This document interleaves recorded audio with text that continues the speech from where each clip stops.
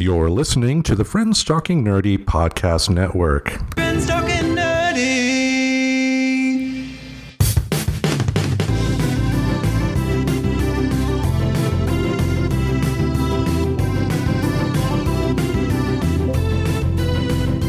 If your friends are nerdy and you are nerdy too, I want to talk to you.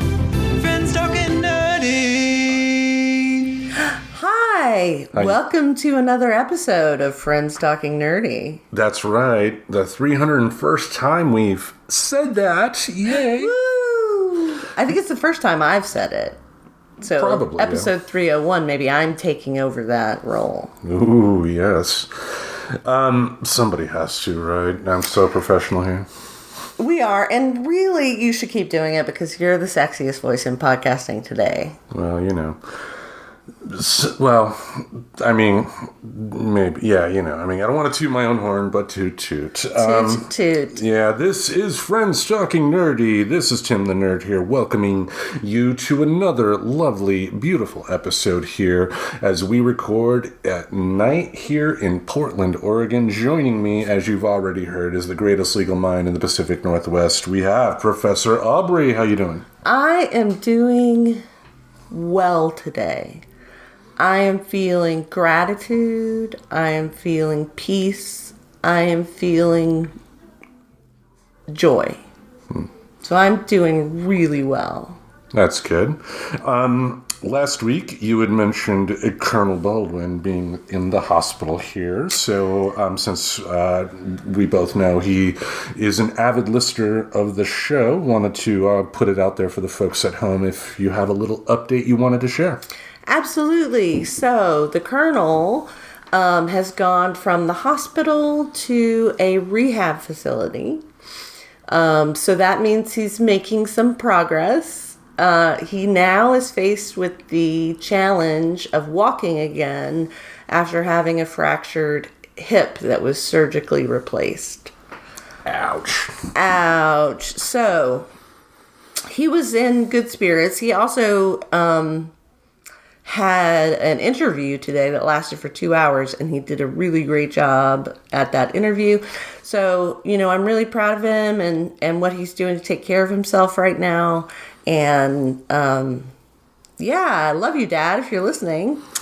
Yeah, and you know, think about it too. I mean, being in his position is probably not the best thing in the world, but you know, one benefit, if you think about it, you know, someone his age getting a hot young nurse doing like a sponge bath type of deal. Don't even say that. Don't even say that, because it is not beyond the pale for the Colonel. Okay, like father, like daughter? No. Well, he calls everybody darling. He tells them, like, you look great today, or whatever.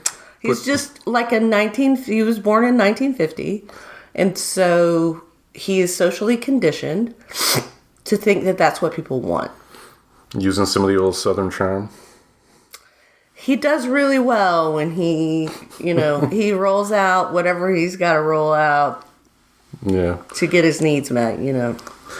Well, you know, without throwing out some jokes right there, a little bit of levity doesn't hurt anybody. Most importantly, though, you know, we both hope he gets better, gets to a point where he can get more healthy. Most importantly, let that hip heal up.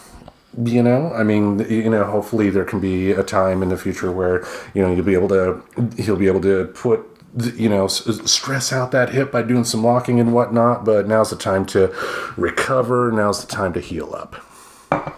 Absolutely.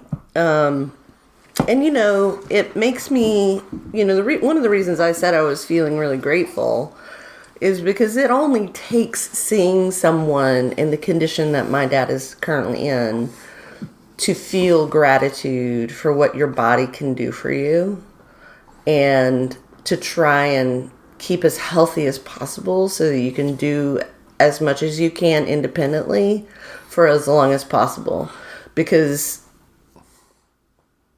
And so I'm really grateful. And, you know, this week it was the first week of full week of classes. And so I started a couple of classes myself in addition to teaching, a yoga class, an aerial yoga class, and a dancing deep stretch class. So I'm all about the flexibility this term, and I've been able to go to those yoga classes a couple of times, even though things have been hectic, and I just have really enjoyed them more than I had before. Yeah, I mean, I remember when my mother was first being affected by her brain tumors and whatnot.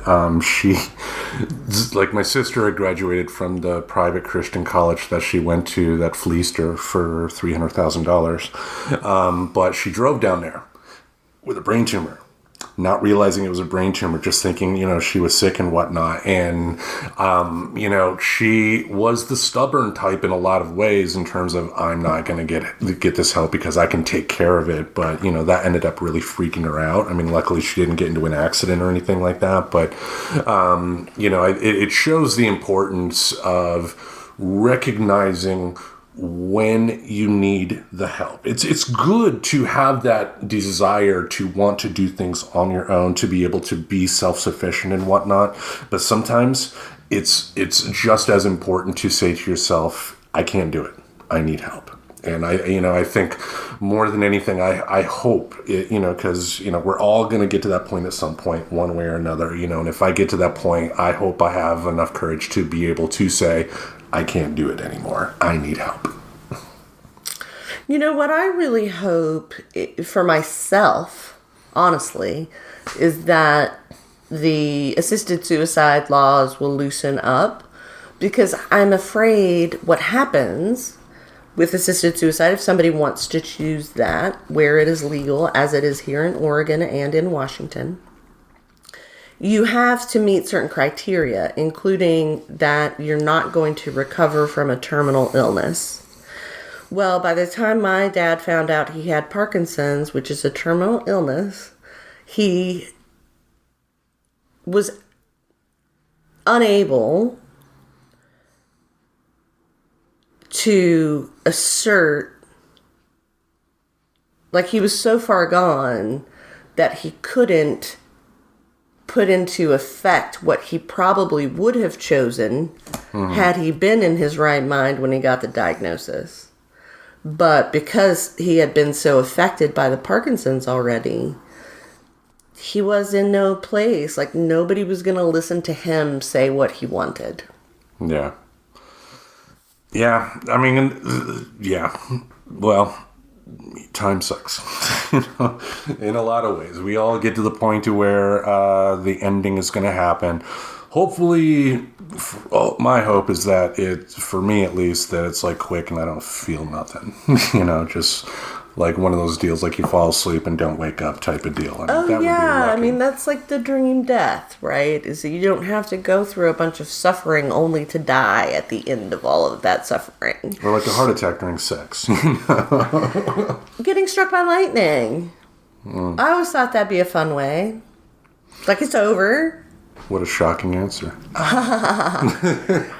Well, not to be morbid. That was all a little morbid. I tried to bring it around to, like, happy stuff by talking about dancing and things that I've been enjoying, because I think even though, yes, time keeps going by and time is a bitch and growing older is hard, every day has the potential to be joyful and beautiful, right? Every day that you're alive has potential.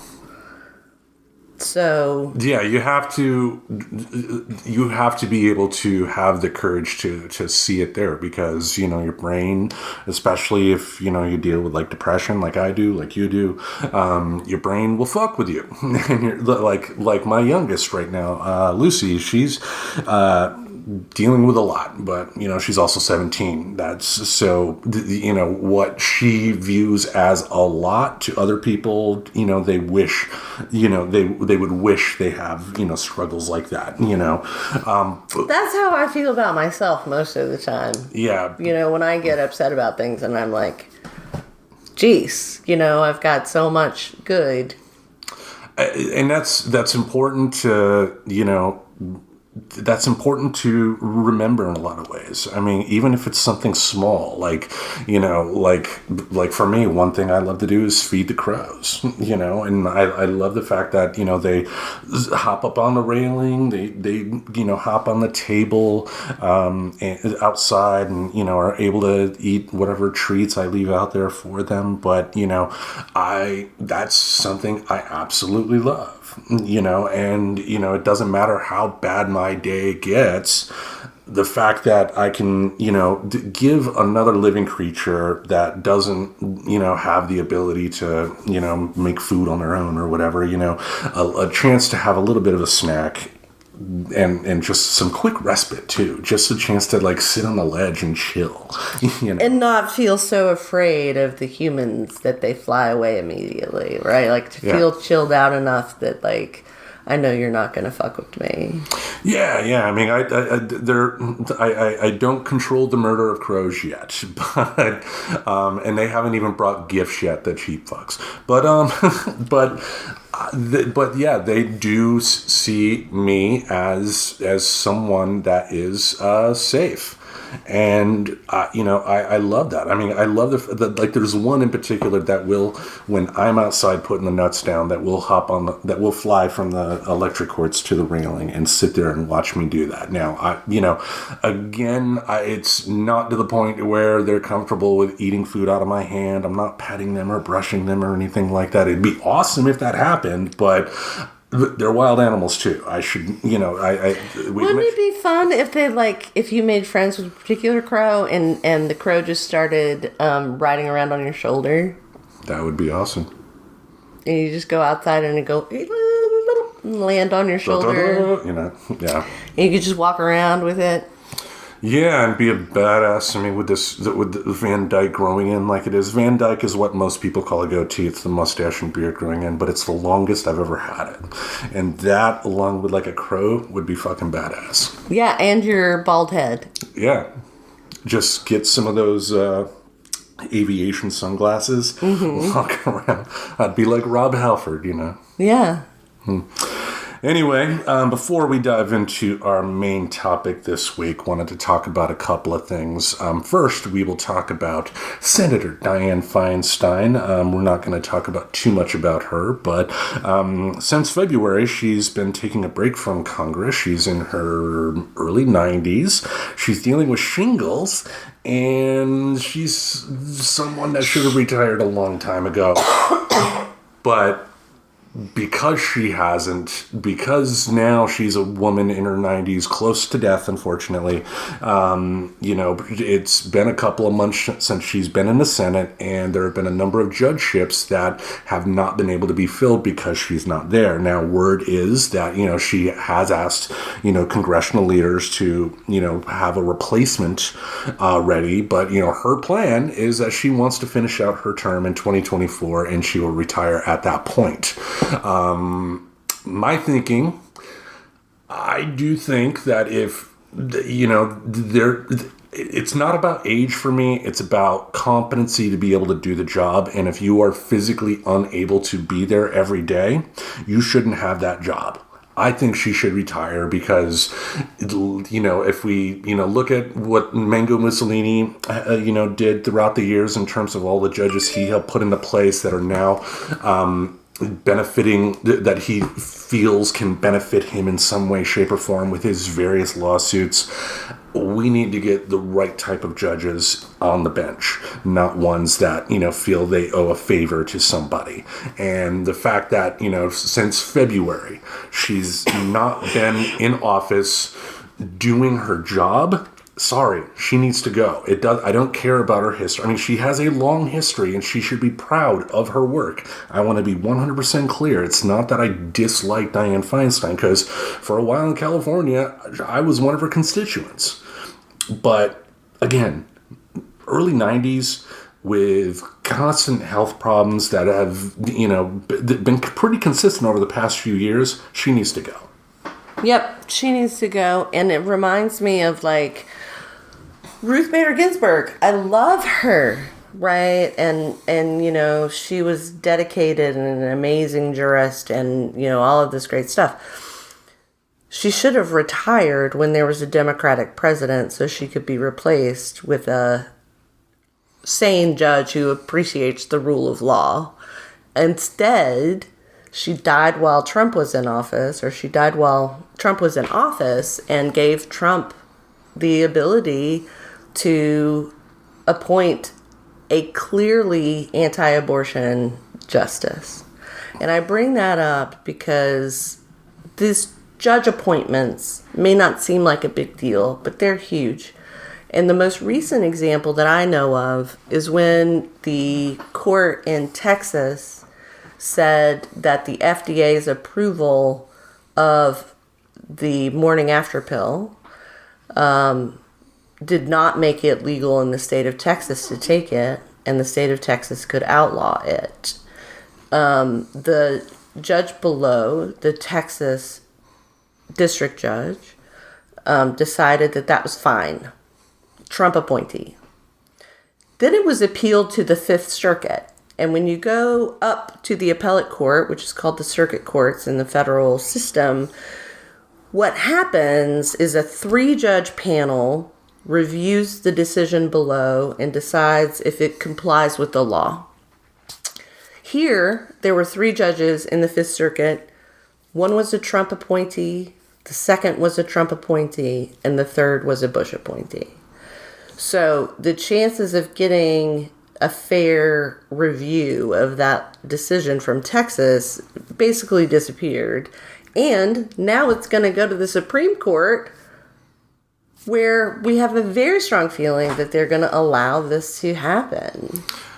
Yeah, which is sickening because, I mean, we talked before about, off air and on air about, Gen Z and how, their voting turnout is much, much higher than, what ours was when we were of comparable age, So in terms of being able to fix some of this in the future, I think we will get to that point because in a lot of ways, I think there are parallels between abortion and prohibition. When you have such hardcore draconian, none of it's legal type of thing, that's too far of a pendulum swing, and, hopefully the Gen Z folks will be able to set it right. However, to your point, this is showing the importance of having the right type of people sitting on a judge's bench. I don't care about the judge's political beliefs. What I care about is their adherence to the law and not just deciding off the top of her head, I don't like this, so it must be illegal. And that's, flippant on my part. But, there are a lot of times the judges that are of a conservative bent, not all of them, we don't believe in absolutes, but a number of conservative judges are... They take that position as, what's the word? They feel it's their mission to, have their point of view spread. They don't adhere strictly to the law. And I know there's a much more clearer, better word for it than what I'm rambling on. Well, right now, so, there is a loaded word for it, which is activist judges. Activists, yeah.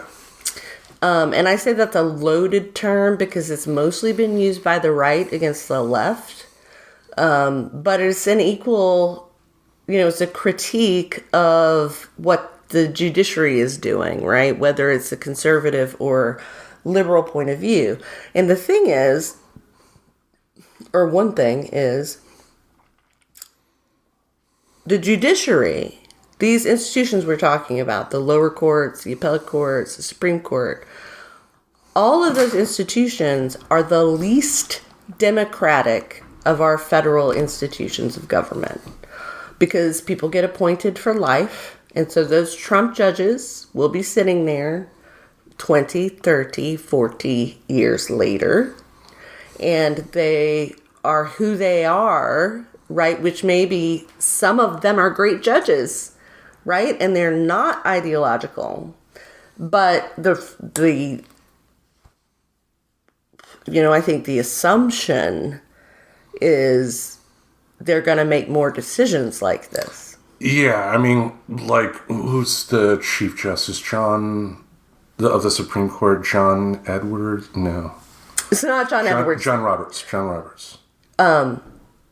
Justice Roberts, yes. Yeah, like, I know when he was submitted by, George, W. Bush, there were, people that were critiqued his performance. Overall, I've actually somewhat liked his performance in office because I think, at the end of the day, again, I don't want an activist who's going to just see things through a prism of their personal beliefs. The law is the law. And it doesn't matter whether you agree with it or not. You can't just decide something is just wrong just because you don't like it.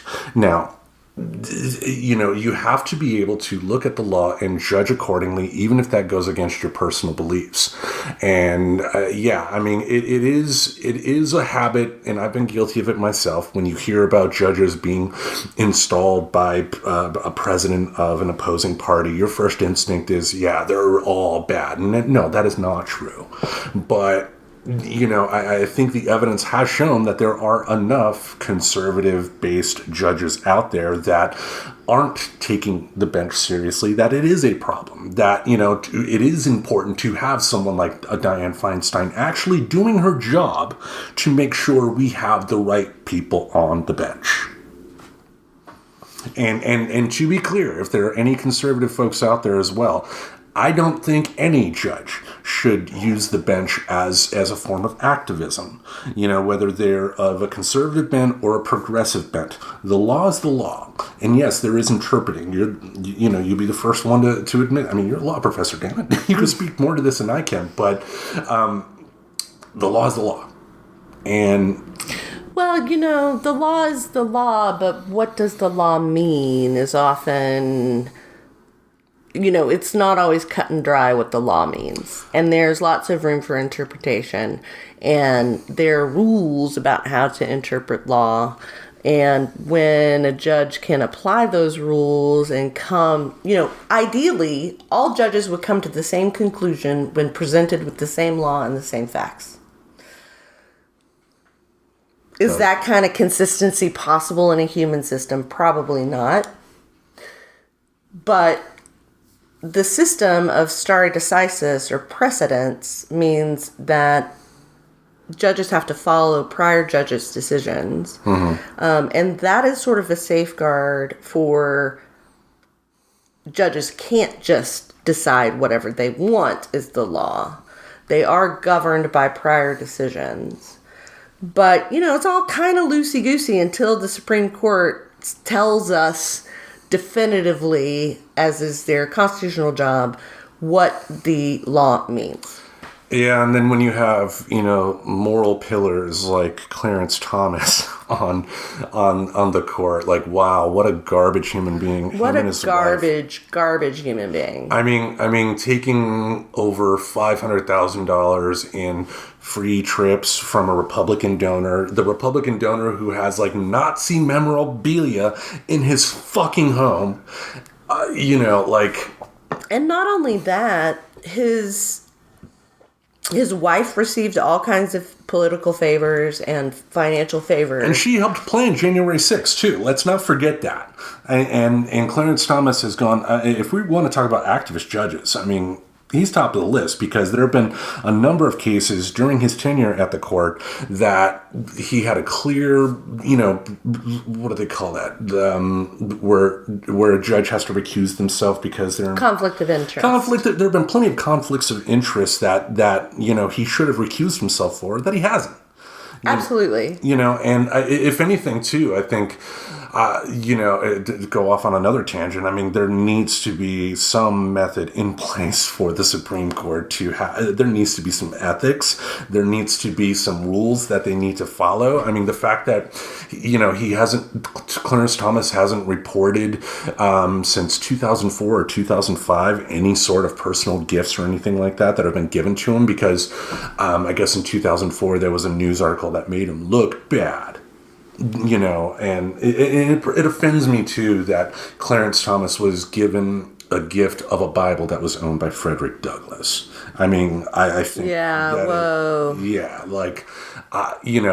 but there's a term that could be used that as a white man I shouldn't use. That was a character based off of Uncle Tom's Cabin. But yeah. So, I mean, that kind of rolls into something I wanted to talk about this week, which is the expulsion and subsequent reinstatement of the two Tennessee states representatives who, in solidarity following the Nashville school shooting, protested with members of their community who were at the Capitol protesting, including protesting inside the House chamber.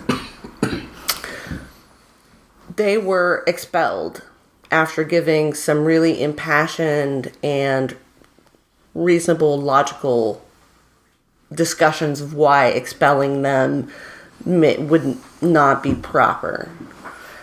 The Tennessee whoever's in charge of the House in Tennessee decided to expel them.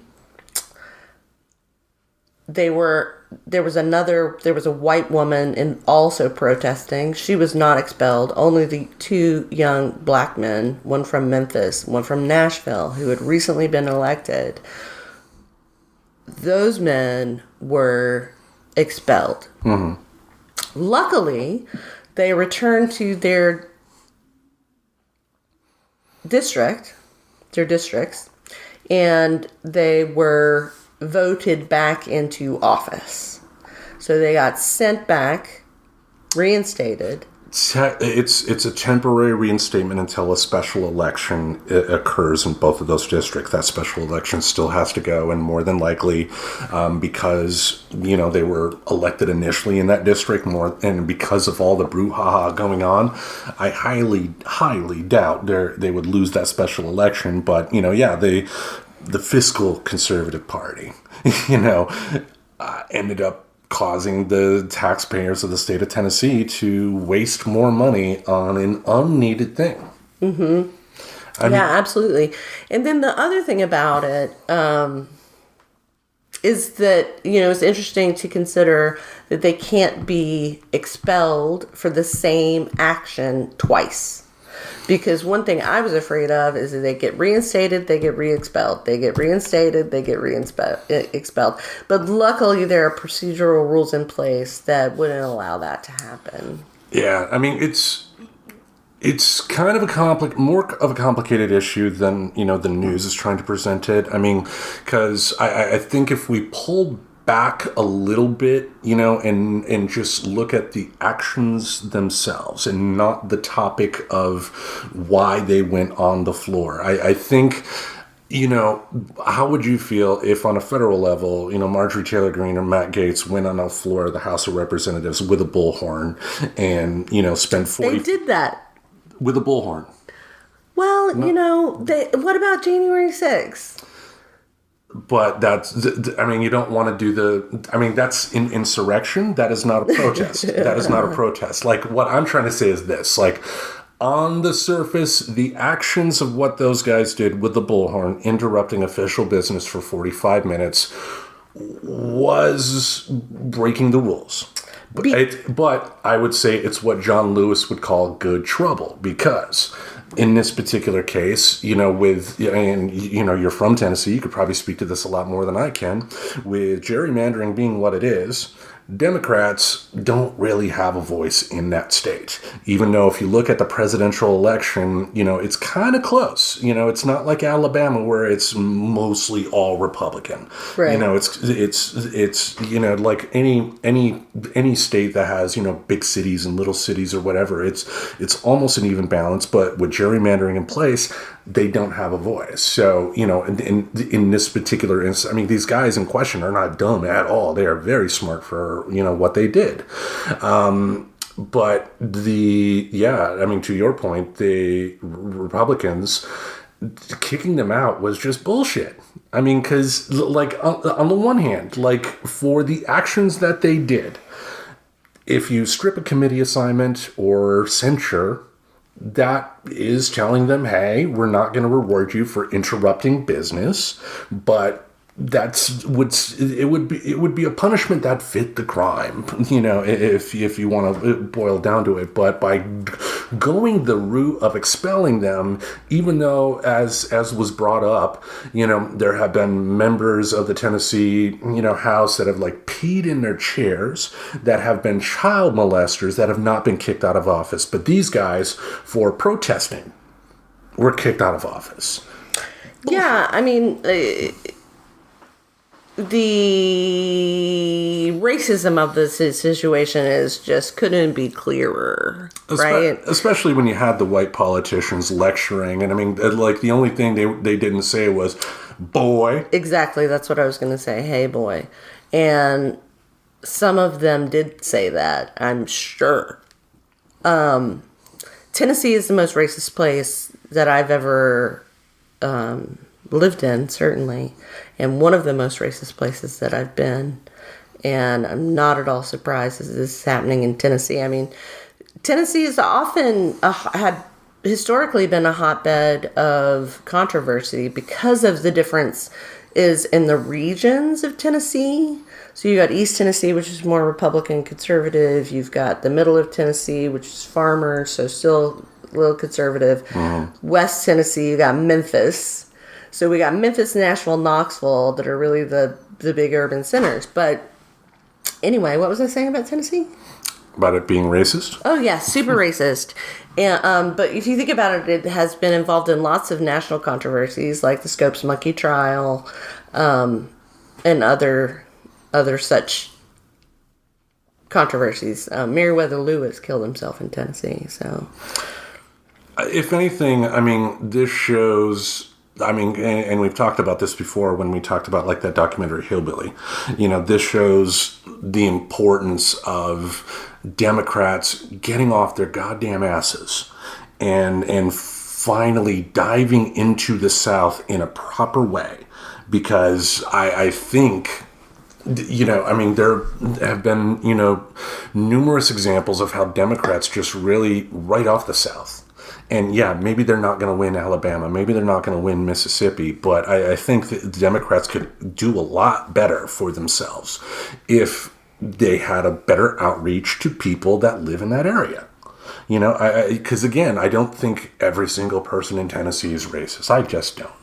Are there a number of them? Sure. But I think a lot of the problems that are facing Tennessee have to do with stuff like gerrymandering.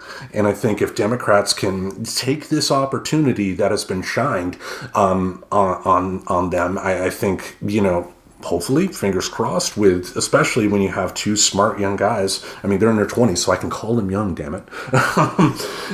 Two smart young guys, at the helm. I mean, again, like I said, this is I think what they realized that doing what they did was breaking the rules of the House. But like John Lewis said, sometimes you need to cause good trouble for the right cause.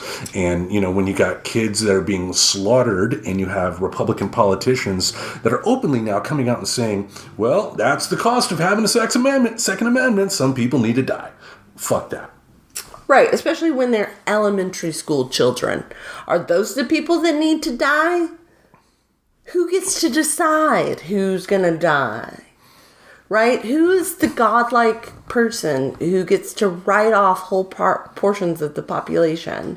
And it's not even like poor people or black and brown people like it usually is. It's fucking elementary school children of all economic, all racial, all ethnic, all religious, all sexual backgrounds or identities. Mm-hmm.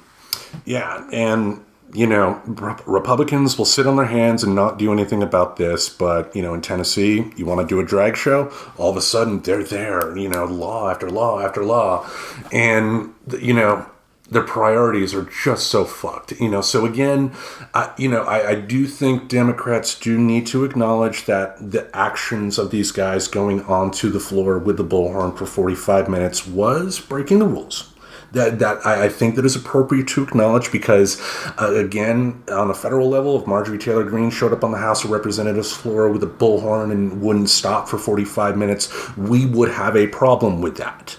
But, on the other hand, when you also have to acknowledge, how bad gerrymandering is, and that's probably a topic we can tackle at some point, because I don't care if it's gerrymandering that supports Republicans or Democrats, it's fucking evil, but when you have a place that's gerrymandered to a point to where one side does not get a voice, sometimes you need to break some rules to get that voice heard, and, the Republic... it's not even just John Lewis, it's nonviolent protest.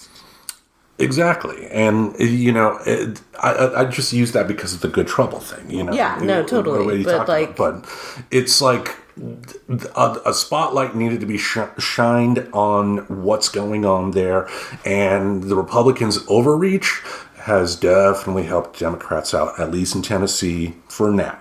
It's just hopefully this can be used as a way to have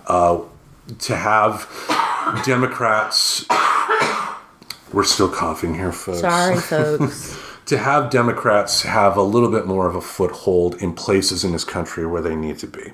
Again, like I've said before, there is never, ever going to be a time to where this entire country is going to be either all conservative or all progressive. We have to work together. But when you have one side, and it doesn't matter what side that is, but you have one side that is controlling things in such a way that the other side does not get a voice in the matter, that is fucking wrong. That is evil. And hopefully this affair that's happening in Tennessee will be a way to get, light some fire underneath some Democrats. Because, when you have voter suppression being what it is across the country, a lot of people feel like their vote doesn't matter when, in fact, it does. Just, you gotta, it's gonna, we'll see what the future holds. But, at the end of the day, this is definitely, I think, a positive step for the future. I agree. All right. Speaking of the future, we're going to dive into our main event topic here. We wanted to talk about public transit. We sure did.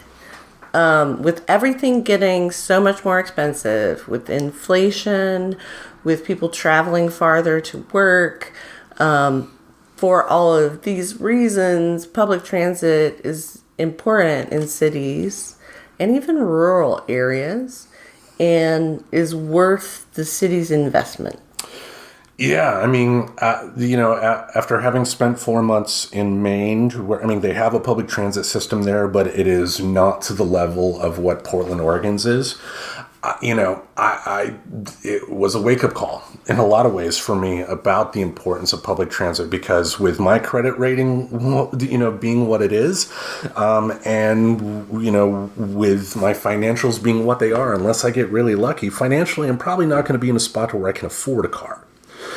So having a good public transit system that, can guarantee me a chance to get to and from work with, little hassle, and the ability to go and have some fun on occasion, or just go someplace, being able to take the bus to go see my oldest, is amazing. So we wanted to have a pro-con chat here about public transit, because being that, we're a car-centric culture here, and most adults have a vehicle, I think a lot of times people don't necessarily think about the importance of public transit, because people's first instinct is, why don't you get a car? Not everybody can really afford one. It's like, also, not everybody can afford buying a house. Not everybody needs to buy a house. Renting a house is just as beneficial as owning a house. In some ways, the poorer you are, it may be better, because you don't, depending on the type of landlord you have, of course, you wouldn't have to worry about spending money on repairs for, water pipes that break down or something like that. Or, if we go back to the car, like me, if I was able to get a car, we're talking about $1,000, $2,000 car that, may break down at any time. And my oldest is a mechanic, so I would have that for me, but I would still have to pay for parts, and those aren't cheap. Yeah. What's interesting, I think, is to realize that there was significant public transit infrastructure before the car was accessible and popular. Who Framed Roger Rabbit is actually based somewhat on a true story, and it touches upon that. Because what happened back in the day is that you had car companies would purchase like trolley companies and then completely shut them down to the point to where you needed a car. And, I am not against having a vehicle. I don't want people to think that I'm the type of person that thinks everybody should mandatorily take public transit. I think public transit is a benefit for certain people. Whether it doesn't matter your financial status. The big benefit, of course, and we'll touch upon that when we get into the pros and cons, is the environmental impact, because 50 people riding one bus is environmentally better than 50 individual people driving a car. Absolutely. But, for the poorer folks, and I'm part of that group, having, especially in a town like Portland, Oregon, having a good public transit system is going to allow people more freedom to get better jobs, especially in a downtown area. You have a lot of people that, want to go with a lot of money here that want to go to like your Apple stores. That want to go to fancy restaurants. Rich people don't work there. No. And if you make it impossible for people to get jobs there without having to travel 2-3 hours to get there, you're not going to have those places there. So you need to have a way to be able to get people to and from places. And like one benefit we talked about too, like with the public transit system in town here, like if a concert came to the Moda Center, the big arena where the Portland Trail Blazers play, thanks to the public transit system, you just walk to the corner, hop on the bus, and it takes you right there. Yeah. It's great. We, where my condo is located here in Portland, we're on 2 bus lines that run every 15 minutes. One that goes north-south and one that goes east-west. So we couldn't be in a better location to access the transit that Portland does have available. Many people, historically what happened is there was a mixed neighborhood in downtowns. It was a mixture of people, and it was a mixture of economic circumstances and races and all of that culture. When the car came along, people could drive farther, get farther in a day. And so a lot of when there was sort of white flight out of the inner cities, we create sort of a donut of bedroom communities of people who are commuting. And what's happened here in Portland is that downtown and the surrounding areas have become so popular that all of the rich white people have come back. And so now there is a donut of people of less means, which means they're traveling farther to jobs, say, in downtown Portland than they would have been 10 or 20 years ago when these neighborhoods were still affordable. Yeah, I moved here in 2015, and I've definitely seen some big changes that concern me. There's too much of a focus on pleasing the moneyed interest in this city, and having money coming in is great. I'm not against rich people.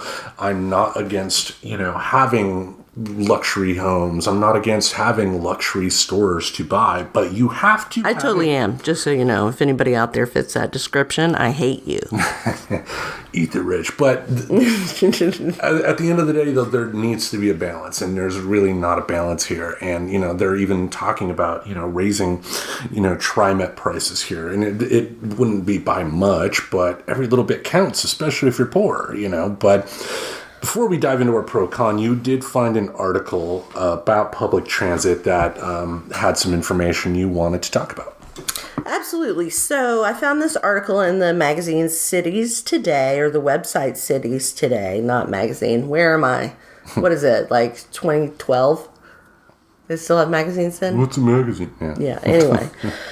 So this is a 2020 article in Cities Today called "What Benefits Can Cities Expect from Fare-Free Transport?"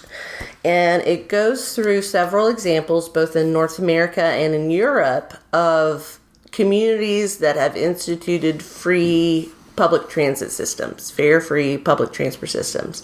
They're not free in that revenue from tickets, whatever that was, has to be made up by government money. That is, obviously, governments get money through taxes, so the people are paying for everybody to get free transit. So Kansas City, Luxembourg, Other places have instituted these policies. There's like a Croatian city, maybe. And what they found generally is that this is hugely beneficial to cities, that cities can make more money from transit when they just pay for it. Right? They get more people in the system. They get better economic development because workers are able to move more quickly and cheaply throughout the city. It has some impact on climate change obligations that maybe cities have taken on. Like Portland has said it will be carbon neutral by 2040, I believe. Mm-hmm. And transportation is a big chunk of what a city has control over that generates greenhouse gases. So in many cases, the choice was made for environmental purposes by those cities. But as a result, the city itself has ended up doing financially better. Yes, and places like that see public transit for what it is. It is a service, like the post office is a service. It is not, like a local business that is there to make money. It is there to provide that service to the public. And yes, they do need money coming in because public transit, the bus systems, the buses need to, have fuel. The buses need regular maintenance because they are running every single day. If you have a train system, the rails need to be in good condition. The electric cords that make it run in Portland, Oregon's case need proper maintenance when they need it. But it is a service, and the benefits of that service, I think, even though they're not something that you can necessarily quantify on a piece of paper to make certain people happy, it definitely does have its benefits. As mentioned, because if you have people that have more freedom to get a better job and not just ones that they could find within the close walking radius of their particular home, they're going to have more money to spend in taxes. They're going to have more money to spend around town. The benefits are tenfold, in my opinion. Absolutely. It gets people out at night, out in restaurants, out dancing, out at concerts, things that happen in the inner core city. That is hugely beneficial for economic development. Indeed.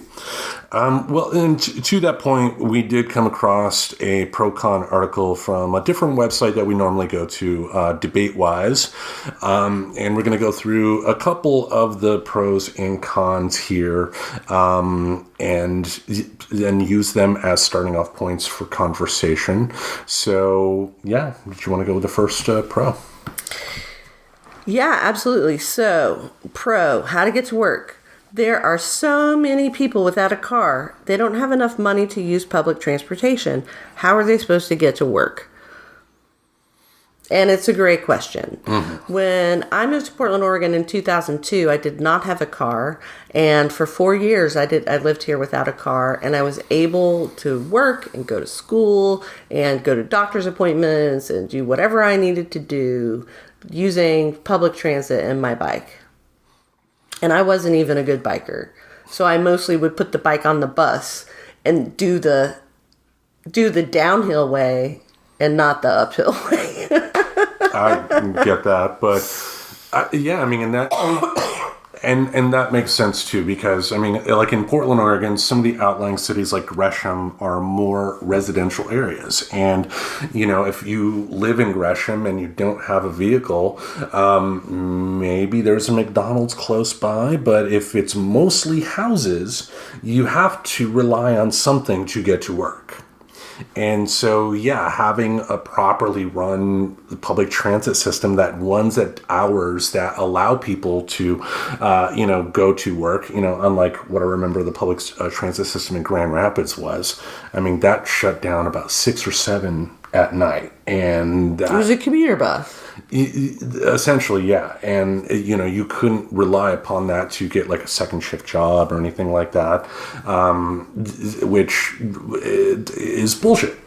I will call it what it is. It's bullshit because, again, being a service, that service should be there to allow people more freedom to get other jobs that are outside of their particular area that will hopefully give them a little bit more money. Because, in Gresham, again, if it's mostly residential and they may have some businesses like a corner gas station or a small restaurant or something like that, the pay there may not be as good as, taking a bus and getting a job in downtown Portland, where there's more chances to make more money.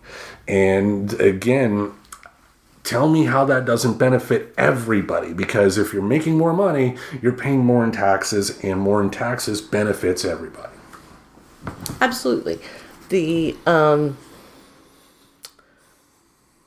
Not only are there people without a car, there are people with crappy cars. There are people sharing cars. There are people living in their cars. That may not work out for good transportation, especially a car that is unreliable.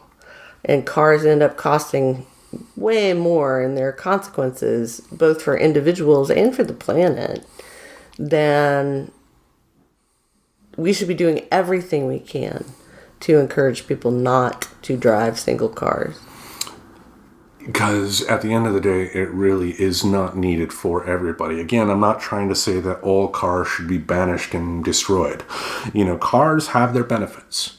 They do. It's just, especially in the city, I think most people, if they really deep down really analyzed their usage of a vehicle, they would realize that, they're using a car more because of the convenience sake.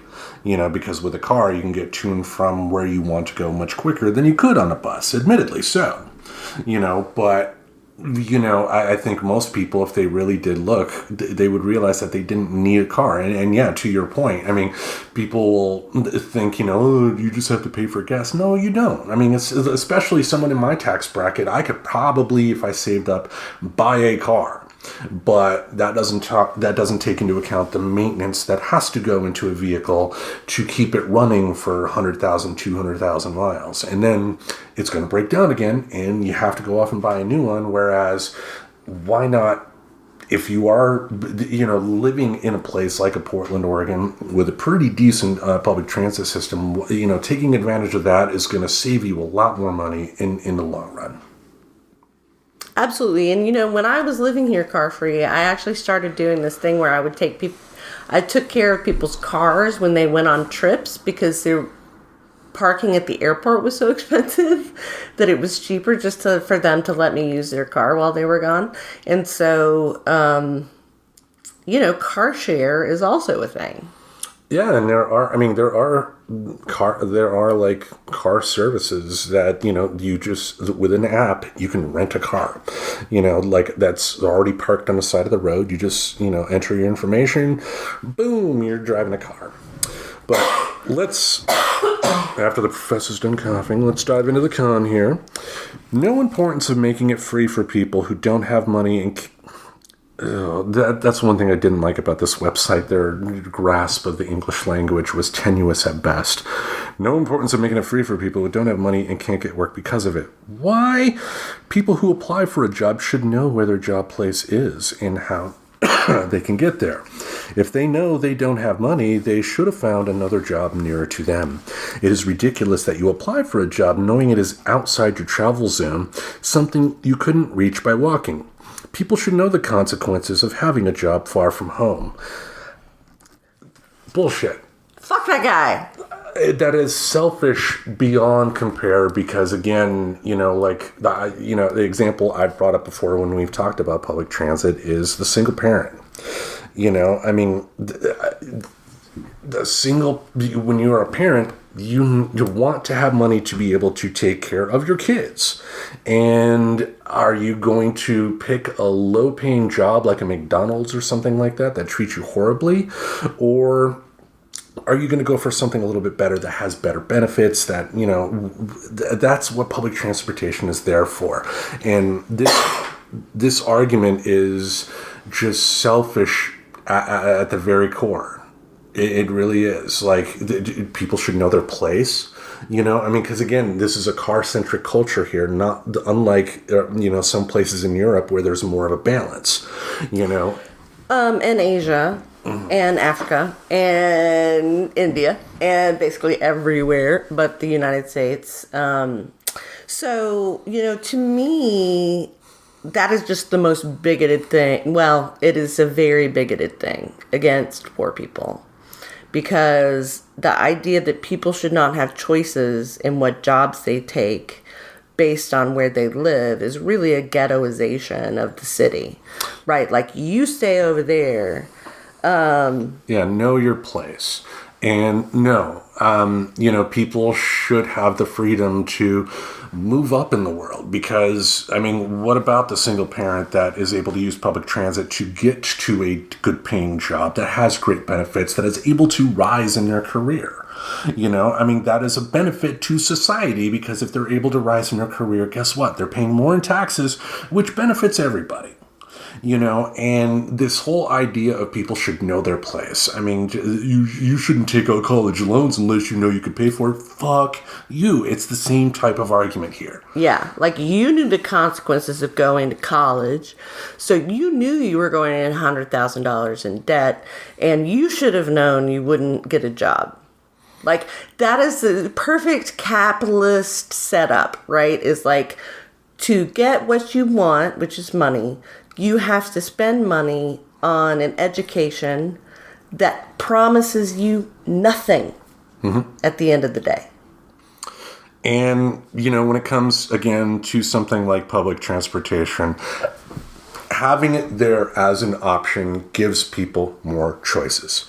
It makes it to where, you're a single parent or even a two-parent household that just happens to be poor. It gives them more options for employment than the corner gas station, that is just going to exploit them because, they know they can.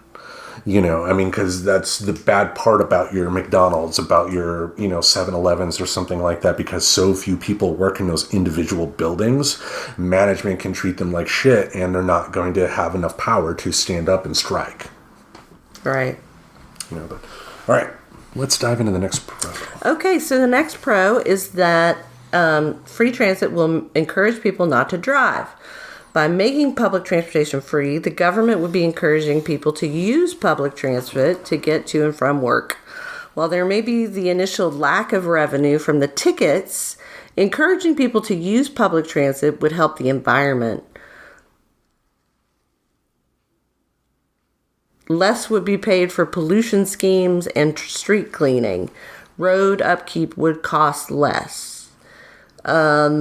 That's kind of a jumble of a lot of different things, not So the idea seems to be it is a public good to have people not drive. Yes, because, the example I mentioned, 50 people on one bus is more environmentally friendly than 50 people each driving their own individual car. And roads cost money for upkeep as well. And if you only have one vehicle with 50 people in it, that road is going to have a lot less wear and tear over time and will be in better condition than roads that have cars going on it constantly. And, that is a financial benefit, and it is also an environmental benefit, too, because, take a look at Portland. They use, the public transit uses, for their buses, they use diesel, I believe, some of them, but I know some of them are also going electric as well, but still much better. They use much better fuel for, I wouldn't say better, but less abrasive type of fuel compared to what you would get with a car, if that makes sense. Yeah, a lot of buses, public buses are now run with natural gas or biodiesel. Some kind of back farting. So there are environmental benefits for sure. There are also health benefits. So if people are riding the bus, they are necessarily walking farther, probably, to get to bus stops, to transfer bus lines, etc. Mm-hmm. So that is a public good of health, which it decreases the cost of healthcare that we all share. Same thing with, this idea that there's a lack of revenue from ticket prices. What has to happen, essentially, is the municipality has to figure out how much money is their transit system taking in fares and replace that amount with public funding through some kind of tax scheme. And setting up all of those revenue sources, etc. It's a long process. But once that's done, once that is done, the cost actually decreases. Yeah, to be fair, like I said, it's a service, so you shouldn't look at it like a business. It's not there to make a profit. It's there as a service to the public in order so that, they have more options to be able to go and do their thing. But I also do feel it is not a bad thing to make sure that money's just not being thrown everywhere. So have some oversight. Definitely have some oversight to make sure the money is being spent properly. But again, you can't think of a public transit system like you would think of Apple. Apple's job is to make money, no matter the cost of how it affects their employees or not. Right. But a service is a different thing, and worrying about revenues, you shouldn't. If anything, ideally, you would hope that everything breaks even.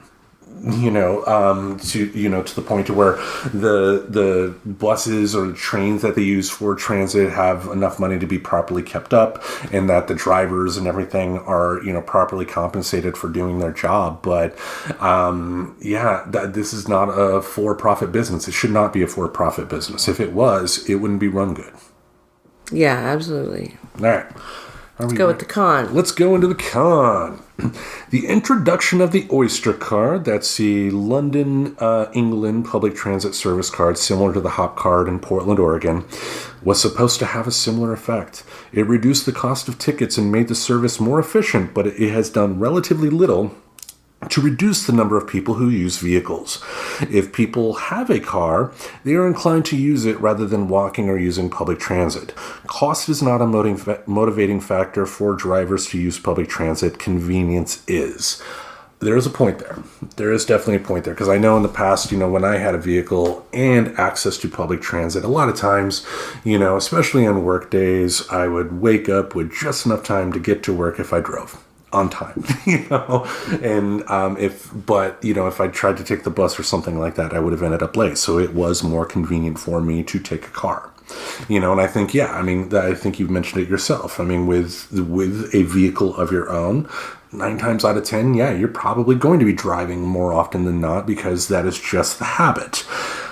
Having this option available, though, for people is going to still be a benefit, and the big argument that I have is that it benefits the people in the lower, income classes that, have cars that they don't necessarily think are totally reliable, that may not have a vehicle at all. And because again, this is a service. A service is meant to help everybody, even if it is not a service that you use directly yourself. A good public transit system is still going to help you out. Absolutely. You can't. Cars only make poor people poorer. They do. It's a trap.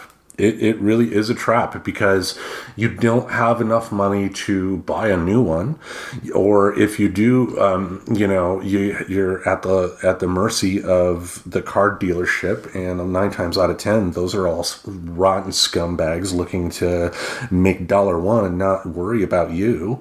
I mean, the one time I did buy a car from a car lot, I got screwed royally, because I walked in the door, they saw sucker. And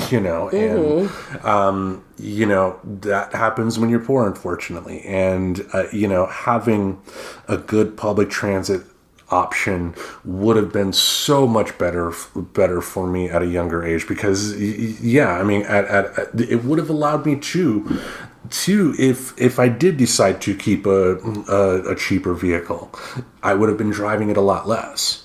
And, then not putting the wear and tear that you're going to put onto a vehicle through normal driving could have possibly, saved money there in the long term. I mean, it's because making public transit free, though, too, or, low cost for people is not the only solution here. That it's not like it's going to be a magic wand to make it all better, because there have to be other steps in place, too. Other things that are put into place, like making it to where, more areas are walkable, making it to where, you have more parks or something like that. There's an episode of Adam Ruins Everything that deals with this topic, that talks about Los Angeles, and how Los Angeles, once they started putting in more parks, started finding that people would end up walking there more. And if there has to be more than just making public transit free or low cost for it to be effective. There have to be other things that go into place as well. And also too, like I said, I'm not trying to advocate for getting rid of all cars. Cars have their place, but not everybody needs one. And for the people that don't need one, or that financially just can't afford one, there needs to be something else in place. Those people shouldn't just be screwed, or, have to accept the fact that they can only work at a 7-Eleven because that's the only place within walking distance. It helps everybody when you have everybody having the option to get the job that they want. Yeah, absolutely. All right. I'm going to start with the con here for the last point, because the pro kind of deals with what the con says here. So, people can walk for free. More than half of the world's population lives near an urban center. With this being so, why should public transit be free? If we take the urban cities where the jobs are, where the activities are, everything is so close together that walking is a perfectly viable option. With that being so, why should the government offer public transport for free? At the moment, people have the option to either walk or get public transport. If people choose not to walk, then they should pay. Bullshit. more elitist bullshit. And the pro will definitely touch upon, and in fact, let's have you read the pro right Okay, now. the pro is, this rather hinges on near. Near does not mean much. You can live within the M25 and still be many miles from the center of London, as the M25 is between 12 and 20 miles from the center all the way around. But most people's definition, people within the M25 are in London, yet they are not within walking distance by any stretch of the imagination. Okay. Part of this is how cities are set out, and, how they're designed and how they change over time.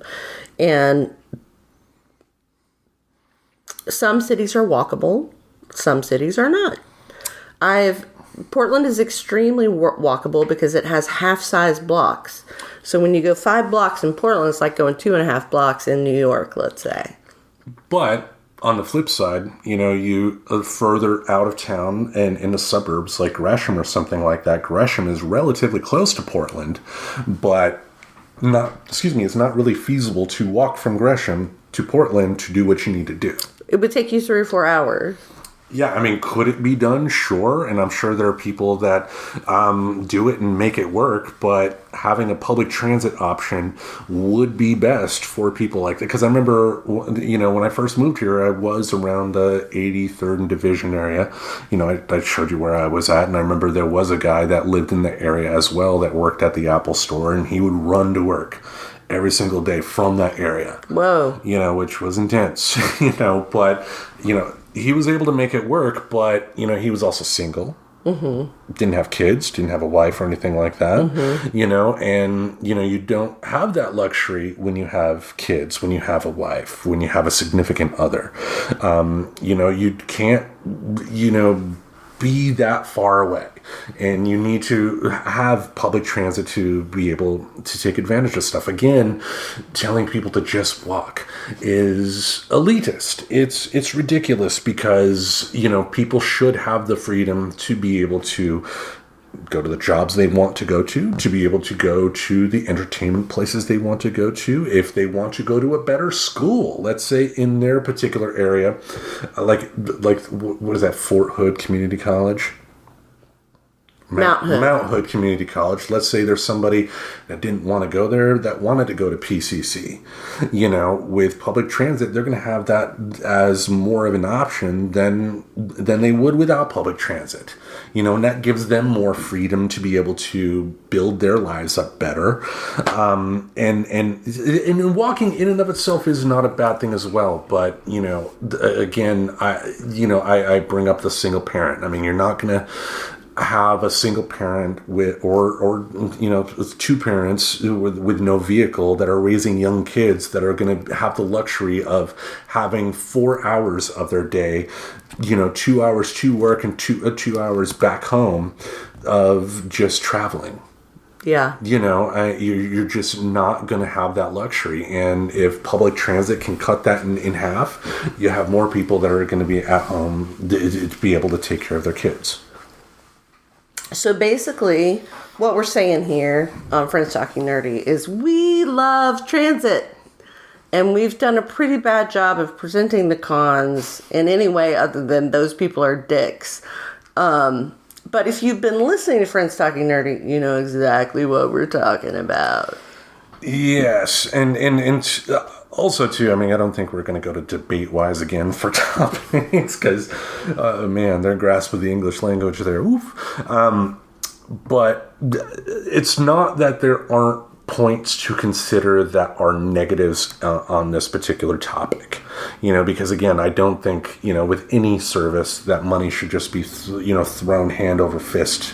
Money itself does not solve a problem, and I think having oversight to make sure money is being spent properly is a good thing. Mm-hmm. But it is an important service. And, like one thing that blew my mind in Portland, Maine was hearing that, people would, say, you rode the bus? Isn't that what the crackheads ride? Just having that stereotype against people that use public transit is ass backwards. It really is. And it's great if you are financially able to not have to rely on public transportation. Again, I'm not advocating for getting rid of all cars here, but not everybody is in your particular spot if you are one of those people who have the ability to properly maintain a vehicle over a long period of time. Yeah. So you gotta think about the benefits too, because again, if anything, if someone using a bus to get to work allows them to have a higher paying job, they're paying more in taxes. That helps everybody out. Yeah. And contributes to the money that replaces the ticket money. Exactly. So yeah, we love transit and we don't we also appreciate that some people need cars. Exactly. And because cars have the benefits. I mean, we wouldn't have gone to Seattle without a car. We technically could have taken a plane there, but Or a train. But even then, to get to the places that we wanted to go to, having a vehicle to travel back and forth was definitely a benefit to that experience. But does a person need to use a car every day to get to work? I think most people, if they really truly took the time to think about it, would probably say, yeah, I probably could take a bus to work or ride my bike. Now, as the article mentioned, the pro-con here, convenience is a different story. When you have people like me that will sleep as late as possible, sometimes you will find yourself in a spot to where, yeah, maybe I have to take my car, but it's an important public service, people. The benefits far outweigh the risks, and I think as such, it should be something that everybody supports, whether you're never going to step foot on public transit or if you are. I agree. All right, so we've solved that problem, folks. Thank you all. Any other comments on public transportation? I think not, other than, we love transit. And, I do remember when we had Fearless Square in Portland, and it was so great to be downtown and you want to go 6 blocks and not have to walk 6 blocks or pay $2.50 and just be able to hop on the bus, go 6 blocks and hop off. That, what I mentioned, the example of hopping on the bus to go to the Moda Center and back, door-to-door service and not having to worry about paying $20 for a parking spot. Mm-hmm. Or $20 to take an Uber or a Lyft, or, that other transit options are more expensive. Yeah. They definitely are, and if anything, I think we as a country need to find a better balance, because too often, whether it be cars, whether it be guns, this country listens to the businesses and not the people. And if there is more of a balance, I think everybody ends up winning. Yep. All right. We thank you all for listening. Be sure to check out every Thursday on Spotify Tim's Tremendous Tapes. We did have an abbreviated episode this week, but we were able to play a track from the James Brown album, the soundtrack to Black Caesar. Great album there. I'm thinking next week's episode may be the metal episode. Oh, wow. I've been waiting for the metal episode. Yeah, I've been kind of... metal or hard rock for me is probably my first choice in terms of my musical preferences, but I have been making an effort to explore. And exploring is you can find plenty of great songs out there if you look that are outside of your own particular interests, like me discovering that I actually love Emmylou Harris. Mm-hmm. But yeah, definitely check out Tim's Tremendous Tapes on Spotify. And each Saturday in this podcast space, we will have something to entertain your ear holes. Until we meet again, we bid you adieu. Auf Wiedersehen. Arrivederci. Goodbye. Subscribe to Friends Talking Nerdy on iTunes, the Google Play Music Store, as well as Spotify. Remember to support Friends Talking Nerdy on Patreon. Goodbye, darling.